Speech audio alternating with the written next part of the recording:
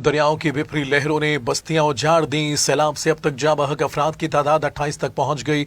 सतलुज में कसूर के मकाम पर तारीख का बड़ा रैला, शहर बचाना चैलेंज बन गया। भारत में बंद टूटने के सबब पानी की कसूर की तरफ बढ़ा। दरिया सतलुज में कसूर के मकाम पर 1955 के बाद तारीख का सबसे बड़ा पानी आया।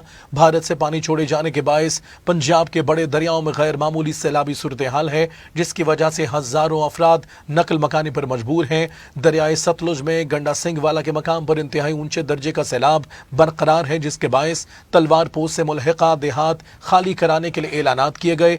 गंडा सिंह वाला के मकाम पर पानी के बहाव में कमी का सिलसिला जारी है, जहां बहाव 3,90,000 क्यूसिक से कम होकर 3,03,828 क्यूसिक पर आ गया। ताहम हेड सुलेमान की और हेड इस्लाम पर अब भी सैलाबी खतरात मौजूद हैं, जबकि दरियाए रावी में हेड बल्लोकी पर पानी की सतह में मुसलसल इजाफा देखा जा रहा है और बहाव 1,92,545 क्यूसेक तक जा पहुंचा।